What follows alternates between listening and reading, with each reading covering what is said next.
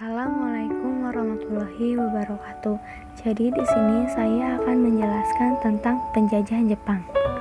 Pada masa pendudukan Jepang, pemerintahan Jepang melakukan mobilisasi massa dalam jumlah besar guna memenangi Perang Asia. Jadi, Jepang mau menjajah Indonesia sudah 3,5 tahun dan itu banyak mengalami penderitaan bagi rakyat Indonesia. Kenapa Jepang menjajah negara-negara di Asia, khususnya Indonesia? Karena Jepang berubah dari negara kekaisarannya yang tertutup dan Jepang melakukan pendidikan isolasi. Apa sih itu pendidikan isolasi? Jadi pendidikan isolasi adalah politik tertutup, di mana Jepang tidak membuka akses kebudayaan dari luar. Apa sih tujuan Jepang untuk menguasai wilayah Indonesia? Untuk mengeksploitasi SDA dan SDM. Jadi SDA itu sumber daya alam. Karena Indonesia kaya dalam sumber daya alam, jadi Jepang itu memanfaatkan Indonesia untuk memasok kebutuhan logistik dia selama dia perang sama sekutu. SDM itu sumber daya manusia. Jadi pemerintah Jepang juga memanfaatkan tenaga manusia itu untuk melayani tentara Jepang ketika rakyat Indonesia mempunyai beras, dan itu harus diserahkan kepada pemerintahan Jepang. Apabila ada yang mengobati beras tersebut, pemerintahan Jepang tidak akan segan-segan membunuh dan menembak mati rakyat Indonesia. Kejam tidak? Kejam sekali dan tidak manusiawi.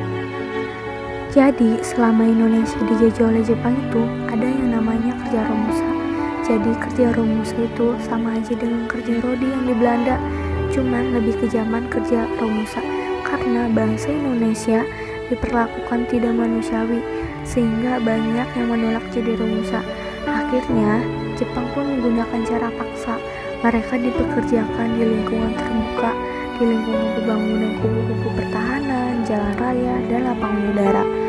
Semua program romusa bersifat sukarela dan sementara hanya diawal penduduknya. Jepang bersikap baik untuk menarik simpati rakyat Indonesia agar rakyat Indonesia mau. Namanya bukan romusa tapi penolong ekonomi Indonesia, dan rakyat Indonesia percaya gitu saja dibohongi oleh Jepang, padahal mereka diperlakukan tidak manusiawi. Bahkan ribuan romusa dikerahkan ke medan pertempuran Jepang di Irian, Sulawesi, Maluku, Malaysia, dan beberapa negara lainnya, dan mungkin ketika mereka meninggal tidak bisa kembali ke Indonesia. Ada 40 juta rakyat Indonesia untuk mengikuti sistem kerja paksa yang disebut romusa. Tidak kebayang seberapa banyak rakyat Indonesia yang mati kelaparan, dan itu tidak manusiawi sekali. Organisasi bergerak. Untuk perempuan ada yang dijadikan sebagai jugunianpu, yaitu budak seks yang bertugas melayani kebutuhan logistik tentara Jepang. Nah, dan ini tidak manusiawi sekali, tidak hanya di Indonesia saja tetapi di luar Indonesia. Dan ini membuat Jepang dicap sebagai negara penjahat perang. Dan ada juga warga Indonesia diwajibkan melakukan saikerai, yaitu menyembah pada matahari. Nah, Jepang ini yang agamanya Shinto, jadi Tuhan mereka itu adalah matahari. Warga Indonesia diwajibkan melakukan saikerai dengan membongkok menghadap matahari. Kalau dipraktekkan sih kayak sholat ruku, kurang jelas seperti itu. Ekonomi pada masa penjajahan Jepang yang diterapkan adalah sistem ekonomi autarki, di mana rakyat Indonesia harus mencukupi kebutuhan hidupnya sendiri.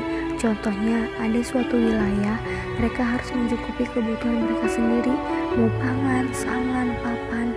Apabila rakyat Indonesia menyerahkan makanan yang sedikit kepada Jepang, Jepang tidak akan segan-segan menyiksa mereka dengan cara kejam.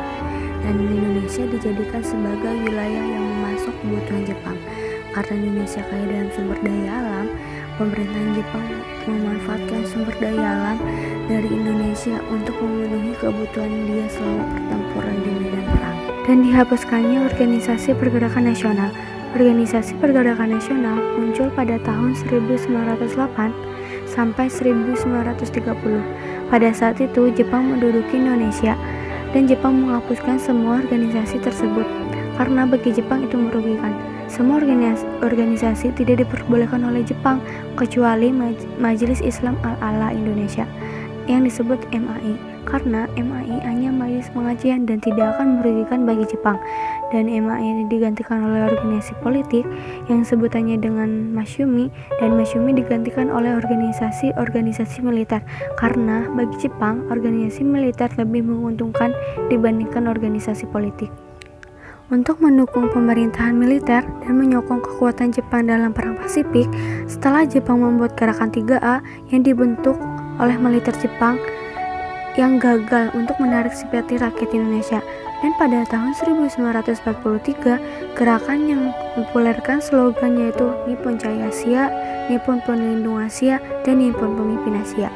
Setelah gerakan 3A ini dibubarkan, sebagai gantinya militer membuat Pusat Tenaga Rakyat atau sebutannya dengan Putra yang dipimpin oleh Bung Karno, Bung Hatta, Ki Hajar Dewantara, dan Kiai Haji Masyur.